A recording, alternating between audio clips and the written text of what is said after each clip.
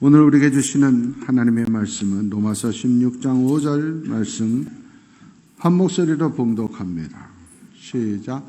또 저의 집에 있는 교회에도 문하나 내가 사랑하는 에베네드에게 문하나 그는 아시아에서 그리스도께 처음 맺은 열매니라. 아멘. 어제 아내와 둘이 앉아서 그런 얘기를 했습니다. 참 인생이 참 너무 빨리 지나간다. 어떻게 보면 너무 허무하다. 엊그제 같은데 벌써 이렇게 나이가 먹었다. 참 이렇게 금방 가는 인생입니다. 남한테 가슴 아프게 하고 못할 일 하면 안 돼요. 보람 있고 가치 있는 삶을 살아야 됩니다. 미워하고 원망하고 살지 말고 하루하루 감사하며 살아야 되죠. 지금 어저께까지 우리 교회에 코로나 확진자가 121명입니다. 거기 안 낀 것만도 감사하고 또 갔다 오신 것도 감사하고 지금 35명은 격리 중인데 이거 보시면서도 감사하시고 모처럼 실시간 주셨다 감사하시고 중증이 한 명도 없어서 감사하고 할렐루야. 사는 거 감사한 거예요. 사람들은 한 번밖에 못 사는 인생인데 그래서 최소한 중산층은 살아야 된다 이렇게 생각합니다. 중산층은 살아야지. 근데 문제는 중산층에 대한 생각이죠. 어느 정도 살아야 중산층인가? 우리 카이스트 총장이셨던 신성철 박사가 지난 목요일날 오셔서 포럼했는데 제가 그걸 보면서 참 유익한 시간이었어요. 그걸 좀 소개를 해드리면 미국 사람들에게 물어봤어요. 어떻게 살아야 중산층이라고 생각하십니까? 미국 사람들은 사회적 약자를 돌보고 적어도 한 개 이상의 비평지를 구독해서 봐야 중산층. 영국 사람들은 조금 더 적극적이에요. 약자를 보호하는 건 똑같아요. 근데 강자한테 싸울 수 있어야 됩니다. 촛불 집회 한 번 정도 나가서 소리 한 번 질러야 돼요. 그리고 페어플레이를 해야 중산층이다. 속임수나 반칙하면 안 되는 거예요. 프랑스 사람들은 약자를 돕는다는 거 똑같아요. 그런데 더 봉사활동도 해야 된다. 재밌는 건 그래도 외국어 하나 정도는 해야 중산층이다. 이게 이제 미국, 영국, 프랑스 사람들이 생각하는 중산층. 자랑스러운 대한민국 국민에게 물어봤습니다. 어떤 게 중산층이에요? 빚 없이 30평 이상 아파트에 살아야 되고 한 달에 500만 원 이상은 벌어야 되고 2000cc 이상 중형차는 굴려야 되고 적어도 1년에 한 번은 해외여행 가야 된다. 그래야 중산층. 다 돈이야, 돈. 봉사, 약자 돌봄, 정의, 또 상식 갖추기 위한 능력 이런 거 하나도 없는. 이건 우리 그동안 60년, 70년 동안 오직 경제 성장만 목적에 둔 오직 잘 먹고 잘 사는 것에만 목적으로 둔 안타까운 우리나라의 현실의 열매고요. 잘못된 거죠. 2차 세계대전이 끝난 후에 도움받고 사는 후진국에서 도와주고 사는 선진국으로 변한 나라는 전 세계에서 우리나라 한 개밖에 없답니다. 놀라운 일이죠. 60년 전 1962년 우리나라 국민소득이 100달러가 안 됐어요. 지금 3만 불이 넘어요. 300배가 넘게 잘 살게 된 거예요. 그런데 행복하지 않는 거예요. 그래서 미국 언론이 우리나라를 말할 때 경제적 기적을 이룬 나라, 그러나 행복을 잃어버린 나라 이렇게 말했습니다. 외국 사람들이 보기에는 너무너무 잘 사는 거예요, 한국 사람들이. 그런데 우리나라 사람들은 스스로 생각하기는 세계에서 140번째로 못 산다고 생각하는 행복 지수고 스스로 생각하기를 만족 지수는 경제 세계 10위, 실질적으로 누리고 사는 건 세계에서 톱인데 정작 본인들은 우리는 불평불만인 거예요. 이거 가지고 안 된다는 거예요. 감사가 없다는 거예요. 군사 독재가 오직 물질 만능 시대를 만든 것도 원인이겠지만 중요한 건 이런 시대에는 종교의 역할이 큽니다. 우리나라 종교 1위인 가장 많은 숫자가 믿고 있는 기독교가 책임이 크다고 할 수 있는 거예요. 교회가 성도들을 가르치기를 예수 믿고 잘 먹고 잘 살면 복 받은 거라고 가르쳤다는 거예요. 남을 돕고 남을 위해서 목숨까지 바치고 원수를 사랑하고 무엇인지 남에게 대접을 받고자 하는데도 너희도 남을 대접하라. 배려, 대접, 양보, 이해, 이러한 것에 정신적인 신앙 교육을 가르치지 못하고 그저 내가 원하는 걸 이 목적을 이루기 위한 기독교로 잘못 가르친 거예요. 예수님과는 정반대로 예수를 믿고 있는 오늘 우리의 결과가 이렇게 참담하게 나오는 거예요. 과거에 부흥하는 교회, 축복의 모델인 교회는 많은 사람들이 모이는 교회였어요. 그러나 이제 나타나는 거예요. 아무리 많은 사람이 모여도 잘못된 신앙을 가지고 있는 교회, 그런 모임은 세상 사람들 앞에 인정받지 못하고 조롱거리가 되는 교회는 숫자가 많을수록 의미가 없는 거예요. 이제 이 시대에 진정한 부흥하는 교회, 축복받는 교회, 정말 모델인 교회는 사회적 영향력을 끼치고 인정받는 빛과 소금의 역할을 하는 교회, 그런 성도가 정말 큰 교회고 모범적인 교회임을 믿습니다. 우리 교회가 그런 교회 되기를 바랍니다. 한국 교회가 개혁돼야 됩니다. 새로워져야 됩니다. 그러기 위해서 우리 교회가 그 모델이 되고 선구적인 역할을 하는 그런 교회 되기를 축원합니다. 오늘 하나님의 말씀이 우리에게 전하는 은혜와 하나님의 말씀이 주는 의미가 깨달아지기를 바랍니다. 말씀으로 앞서가고 말씀 붙들고 가는 교회가 올바른 신앙의 길을 걸어가는 거예요. 표적과 기사와 이적, 신비현상 쫓아다니고 우리 교회에 다녔더니 매출이 올랐다. 그런 어리석은 무속 같은 그런 신앙이 되면 안 돼요. 오늘 성경은 우리에게 말합니다. 아시아에서 처음으로 예수 믿은 사람 에베네도를 언급하고 있습니다. 그는 아시아에서 그리스도께 바쳐진 첫 번째 첫 열매다. 첫 열매다. 아시아에서 처음 예수 믿는 사람 됐다. 큰 축복이죠. 하나님이 원하시는 건 첫 열매를 원하세요.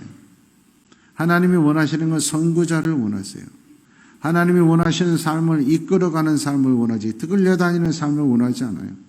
그리스도인들은 앞서가야 돼요. 이끌어가야 돼요. 끌려가면 안 돼요. 그런데 오늘 우리는 어떻습니까? 끌려가는 거. 세상 따라가는 거. 세상 사람들이 여기 돈 번다면 거기 따라가. 과연 이게 옳은가 옳지 않은가 따져보지 않아요. 신앙의 양심에 틀림이 없는가 따져보지 않아요. 끌고 가야 될 성도들이 끌려다녀요. 그리스도인. 신명기 28장 13절 14절 말씀을 보면 하나님 우리에게 말씀해요. 너희는 머리가 되고 꼬리가 되지 않아야 된다. 여러분 머리가 꼬리 따라가는 거 봤습니까? 꼬리가 머리 따라가는 거. 머리가 돼야 될 성도들이 꼬리 따라다니고 있어. 위에 있고 밑에 있지 말란 말이에요. 머리 위에서 아래로 흐르는 거예요. 아래서 위로 올라가지 않아요. 위에 있어야 돼요. 좌로나 우로나 치우치지 않고 하나님의 말씀 딱 붙들고 천국을 바라보면서 예수 그리스도를 따라가야 될 성도들이 눈치 보느라고 정신이 없어요. 누가 뭐 왔다면 쑥 넘어가. 이래 넘어가. 신앙의 지조가 없어요. 얼마나 안타까운 거예요. 하나님 앞에서 선구자적인 신앙의 길을 걷는 우리가 되기를 원합니다. 첫 열매가 되되 선구자적으로 이끌어가는 자가 되되 예수님이 인정하는 자가 되어야 돼요. 그리스도께 인정받는 첫 열매였다. 성경은 말해요. 세상 사람들에게 인정받는 것도 참 중요한 건데 우리 한국은 너무 과해요. 지금. 전에는 학교에서 제일 부러운 사람은 공부 잘하는 애였어요. 누가 뭐래도 공부 잘하는 사람이 제일 부럽고 걔네들이 제일 영향력 있고 아무리 깡패들도 공부 전교 1등 안 때렸어요. 요즘 그렇잖아요. 공부 잘하고 잘한 거 부럽지도 않고 공부 못하고 기죽지도 않아요. 요즘 아이들은 학교에서 공부 못한 건 괜찮아. 인기 없는 건 못 참아요. 인기 있어요. 전교 1등을 해도 인기 없는 애들은 인기 있는 애 쫓아다닌다니까. 세상도 그래요. 의사, 또 법조인 얼마나 되기 힘들어요. 그래서 우리 어렸을 때 장래희망 그러면 의사, 판사 이런 검사 이런 게 항상 있어요. 요즘 없어요. 없어. 의사, 법조인들 가운을 입어요. 왜냐? 성직자처럼 살아라. 너희들이 만든 이 직업은 그냥 돈 벌기 위한 직업이 아니라 성직자와 같은 직업이다. 귀한 직업이다. 그래서 가운을 입는 거예요. 얼마나 또 되기도 힘들어요. 그런데 그런 사람들이 존경받는 시대가 아니에요. 요즘은 인기인이 최고예요. 인기 스타가, 연예인이 의사, 판검사보다 수백 배, 수천 배 돈도 더 잘 벌고요. 의사 30년 해도 청와대 근처도 못 가요. 한 번 뜨면 청와대에서 불러요. 인기인이 최고예요. 사람에게 인정받는 거. 저마다 사람에게 인정받으려고 난리예요. 그러나 그리스도인들은 사람에게 인정받고 높아지는 것보다 하나님께 인정받기 위해서 노력해야 되는 거예요. 에베네더가 사람에게 인기 있어서가 오늘 이름이 기록된 게 아니에요. 하나님이, 예수님이 인정하죠. 사람들이 인정하는 건 순간이에요. 일시적이에요. 그러나 예수님께 인정받는 건 자손 대대로 또 영원히 인정받는 줄 믿습니다. 요한일서 2장 15절에서 17절 말씀 보면 세상에 있는 것들을 사랑하지 마라. 세상에 있는 것들을 사랑하다 보면 내 마음속에 하나님의 사랑이 점점 멀어져요. 세상에 있는 것들은 다 정욕에 불과해. 정욕. 육신의 정욕, 안봉의 정욕, 욕망에 불과하다. 순간의 자랑. 중요한 건 이 모든 것들은 지나가대요. 패스한. 가만히 머물지 않아요. 지나가요. 오직 하나님의 뜻을 행하는 자만 영원합니다. 어제도 TV 보면서 아내하고 둘이 저 사람 옛날에 못 졌는데 이제 늙었네. 여러분들도 그런 말 많이 할걸. 야, 저 연예인, 저 탤런트, 저 가수 정말 멋졌는데 세상에나 저렇게 늙어버린 지나가. 전 어려서부터 목사가 돼야 되겠다 그런 생각을 했는지 몰라도 어렸을 때부터 뭘 봐도 좀 의미 있고 이런 걸 많이 생각했던 것 같아요.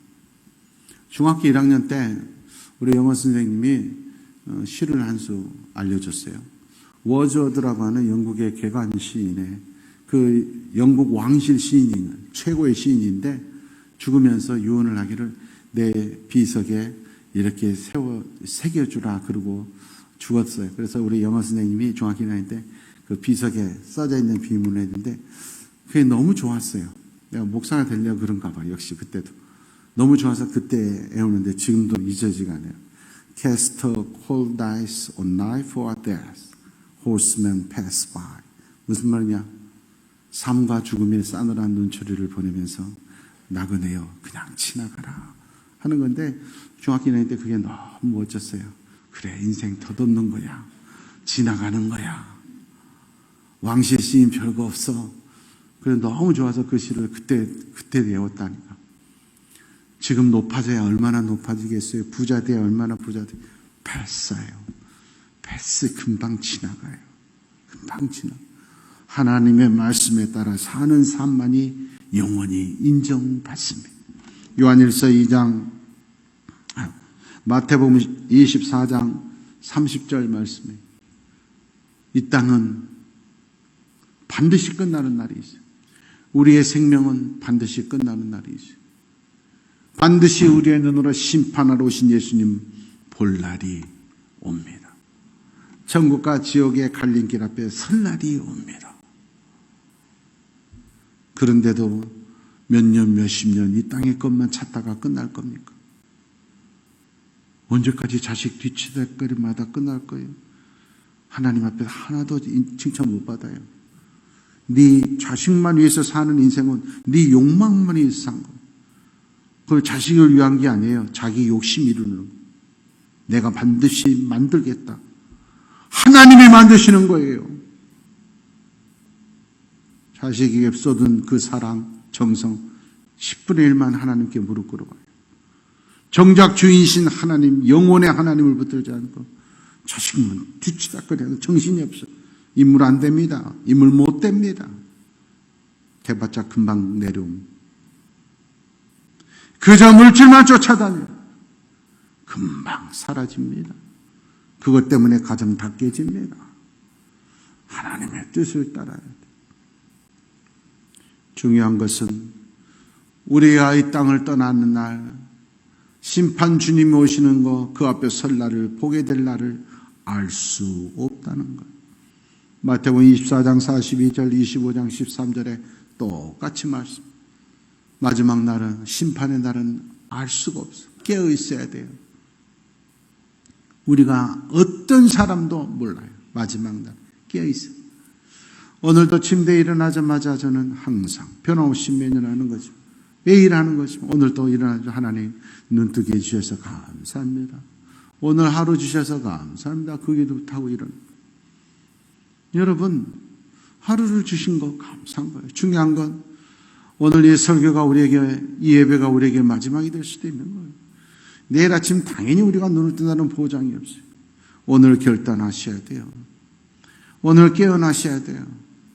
오늘 하나님 앞에 일어나셔야 되는 거예요. 첫 열매라고 하는 건 두 가지 의미가 있습니다. 첫 번째는 힘듭니다. 고난의 의미가 있습니다. 처음 시작하는 게 힘듭니다. 두 번째, 세 번째는 쉽습니다.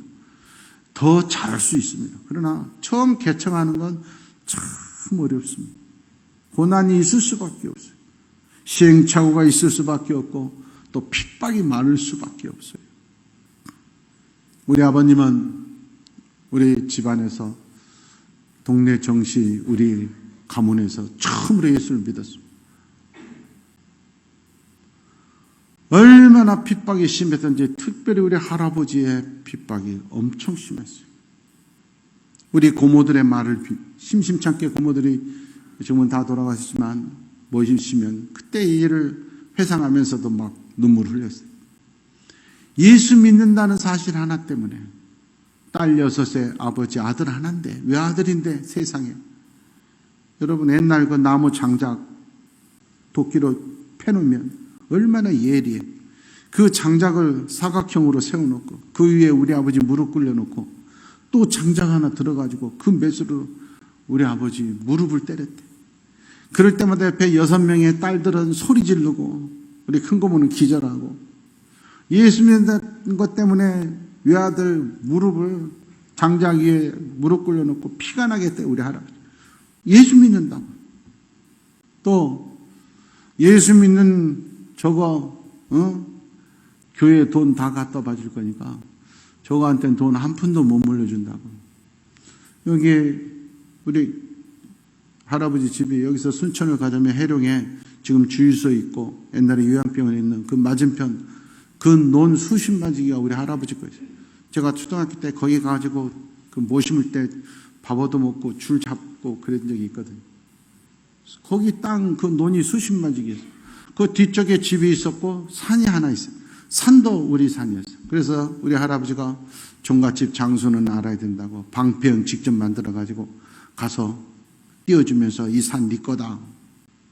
그러셨던 분이 이 마귀가 얼마나 무서운 거예요. 예수 믿는 아들한테는 한 푼도 못 물려준다고.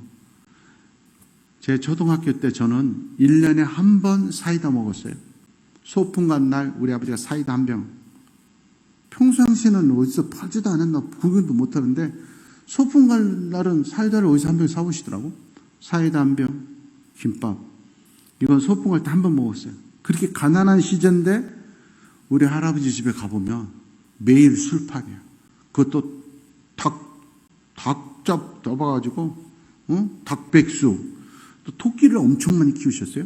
토끼 잡아가지고 한 10명 정도가 있어 매일. 그걸로 다 저 예수 믿는 아들 안 물려준다고. 그냥 마귀 역사 무슨 아니 아들 하나 있는데 세상에 예수 믿는다고 등록금 한 푼도 안 대주신 거예요. 그래서 다른 사람들이면 4년이면 졸업할 신학교를 우리 아버지 10년도 더 걸렸어요. 돈 벌어가지고 한 학기 다니시고 또 돈 벌어다 한 학기 다니시고 그렇게 가난하게. 결국은 다 술로 다 드시고 말년에는 돈 한 푼 없어가지고 우리 집에 사시다 좋아. 그렇게 고통 핍박을 받았어요. 우리 어머니는 외갓집에서 또 최초로 첫 열매. 그래가지고 우리 이모들도 6명이나 돼요. 외삼촌 2명. 한 명은 경찰이고 한 명은 신발 공장 가셨어요. 우리 할아버지가 기와 공장을 하셨단 말이에요. 기와 굽는 가마가 사람이 서서 들어갈 정도로 커요. 가마가 이렇게 커. 우리 어머니 교회 다닌다고 그 가마솥에 집어넣고 밖에다가 장당을 쌓아놓고 너 교회 갈래 안 갈래? 교회 간다 그러면 불 질러 죽여버린다고. 우리 외할머니가 잡고 말리고 그렇게 핍박을 하신 거예요. 첫 열매는 그럴 수밖에 없어요. 그런데 우리 아버지 우리 어머니가 다 그걸 이겨내셨어요. 결국은 지금 양가가 다 예수 믿고 양쪽 집안에서 거의 20명 가까운 목사들만 나오고 선교사들도 있고 장로도 2이나 되고 이런 축복의 가정을 만든 건 첫 열매들이 고통을 두려워하지 않고 이겨냈다는 거예요. 여러분 가운데서도 집안에서 또는 회사에서 사는 마을에서 첫 열매가 되신 내가 교회 처음 다녔다 그런 분 지금 다니고 있는 분도 있을 거예요. 핍박을 두려워하지 마십시오. 그건 당연한 것이고 그건 과정인 것입니다. 여기서 타협해버리시면 여기서 낙심해버리면 작품을 망치는 거예요. 오히려 사랑하는 가족을 위한 진정한 축복, 우리 자녀들에게 축복을 물려주기 위해서는 이 첫 열매의 핍박과 고통을 극복하고 승리하시기를 바랍니다. 이기는 자에게 면류관이 있는 거예요. 지는 사람은 타협해버린 사람은 아무것도 얻을 수가 없다 하는 거예요. 첫 열매의 고난은 당연한 과정이고 원망하고 타협할 것이 아니라 극복하고 승리할 것이다. 명심하시길 바라요. 이런 첫 열매의 사람들은 반드시 하나님이 큰 복을 주십니다. 다른 사람보다. 요즘은 뭐 한두 명 나으니까 안 그러지만 4남매, 5남매 이상 되면은요, 첫째가 받은 사랑만큼 받는 사람은 없어요. 첫째는 그만큼 특별 대우받고, 옛날에는 첫째는 상속도 더 받았잖아요. 하나님이 첫 열매를 부르시면 고난만 주신 게 아니라 축복도 더 주시는 거예요. 봐주신다니까. 느헤미야서 10장 35절 말씀에 보면 똑같은 이스라엘 백성들의 포로로 됐다가 70년 만에 다시 옵니다. 그리고 새로운 시작이 할 때 그들이 첫 번째로 그들이 결단한 게 뭐냐? 우리의 모든 첫 물질의 처음 것, 모든 것의 첫 물질은 하나님께 바치겠습니다. 하나님의 것이다. 그래서 지금도 우리 성도들이 청년들이 직장 취직해서 첫 월급 하나님께 드리고 또 사업하는 분들은 뭐 첫날 첫 수입 하나님께 드리고 또 우리 아버지 어머니 같은 경우는 첫째 자녀인 저를 하나님께 드리고 첫 번째는 하나님 것이다. 그러잖아요. 저도 내가 번 첫 번째 군대 장기로 가가지고 첫 월급은 하나님께 드렸는데 여천기에 바쳤어요. 그때는 상상도 못했는데 제가 여천기에 올려 그랬나 봐. 첫 월급 여천기에 바쳤어요. 그때 그러죠. 모든 건 처음 것은 하나님의 것이다. 물질만 처음게 하나님 것이 아니에요. 에레미야서 2장 3절 보니까 이스라엘 백성들은 다른 나라 백성하고 달라. 그들은 나의 첫 열매다. 내 것이다, 하나님. 그래서 그들을 건드리지 마라. 그들을 건드린 사람은 내가 재앙을 줄 것이다. 그래서 우리 집안에는 목사가 많으니까 모여서 얘기하면 우리 종종 우스갯소리를 그럽니다. 목사가 돼서 참 감사. 하나님의 목사는 많이 봐주시는 것 같다. 일반 성도보다 목사는 더 봐주시는 것 같다. 우리끼리 그런 얘기예요. 하나님이 목사는 정말 봐주시는 것 같아요. 그래서 사람은 우리 다 똑같잖아요. 우리 고린도전서 12장 28절 말씀에 보면 교회의 사람은 다 똑같아요. 직분도 다 똑같아요. 목사는 높은 직이고 장로는 낮은 직이 아니잖아요. 그러나 명심하셔야 돼요. 첫 번째가 사도라는 거예요. 사람은 다 똑같지만 주의 종으로 세워지고 사도로 목회자로 세워진 걸 하나님이 첫 번째로 세워진 직책이 질서를 위해서. 그래서 여러분이 순종해 줘야 돼요. 따라줘야 돼요. 사랑하고 보호해 줘야 돼요. 하나님이 특별히 목사들은 더 사랑하신다니까. 그래서 성경에 보면 내 종은 건드리지도 말라. 내가 알아서 한다고 그랬어요. 명심하죠. 그래서 전번에 우리 로마서에 나오잖아요. 로마서 마지막 15장. 바울 사도가 마지막 신앙의 담보가 주의 종들하고 잘 지내라. 그런 것으로 끝난다 했잖아요. 하나님이 봐주신다니까요.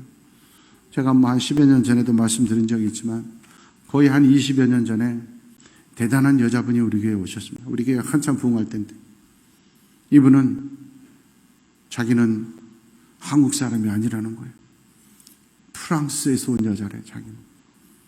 이게 영이 마귀에게 사로잡혀요. 그런데 사로잡혀도 묘하게 사로잡혀가지고 프랑스에서 왜 왔냐 그러니까 정원 목사하고 결혼하기 위해서 왔대. 그래가지고 우리 권사님들이 앞에 놓고 기도하고 막 그런 사람이 있어야 기도가 세지는데 요즘 없어서 우리 권사님들 너무 편해. 막 기도하고 난리하고 하여튼 그분 때문에 거의 한 1년 동안 힘들었어요. 난 피해 다녔어. 나하고 결혼하겠다는데. 어느 날 우리 교회 체육대회를 하고 있는데 연락이 왔어요. 무슨 일이냐 했더니 이 여자분이 같은 아파트 사는데 다른 사람 아파트에 쳐들어가가지고 문을 열고 들어가가지고 지금 화장실 문을 잡고 뛰어내리려고 그런다는 거예요. 지금 문을 잡고 뛰어내리려고 그런다. 아무리 소용없는데 우리 신랑 정훈 목사님 불러달라 그런다. 그래서 체육대회 하다 말고 갔잖아요. 갔더니 밑에 매트리스 깔려있고 경찰차 119차 얼마나 속으로 쩔리던지. 뭔 일 나면 어떡하지. 그러고 딱 오는데 아파트 갔더니 경찰이 문 여세요. 문 여세요. 경찰입니다. 문 여세요. 막 그러고 있더라. 근데 제가 딱 가서 정은 목사입니다. 그랬더니 문을 딱 열고 나오는 거예요. 내가 손을 잡았더니 순한 양처럼 끌려오는 거예요. 그 집이 밑에 2층인가 3층 밑에 집이에요. 자기 집은. 남의 집 들어간 거예요. 집에 올라가서 침 내고 기도해주고 주무세요. 이렇게 해서 탁 잠이 들어. 와, 나도 모르게 어깨에 힘들어가대. 하나님이 봐주시더라니까. 이분이 막 우리 교회관에서 난동 피우고 막 있었어요. 그러니까 우리 그때 여전도사님이 막 잡고 막. 근데 내가 그 소리 듣고 내가 갔거든요. 내가 가니까 조용해. 아니 조용한데 왜 그래 그랬더니 목사님 말도 마세요. 방금 전까지만 난리 쳤는데요. 목사님 바로 오시기 내가 이제 문 앞에 간 거죠. 오시기 전에 그랬더니 야 그만하자 너네 대장 왔다. 그러더니 조용해지더래요. 여러분 중요한 거예요. 첫 열매가 돼서 여러분 가정이나 일터에서 힘드신 분들 그런 힘든 것만 생각하지 마요. 하나님이 내 기도 더 잘 들어주세요. 나 더 잘 보호하고 지켜주세요. 더 큰 축복 주세요.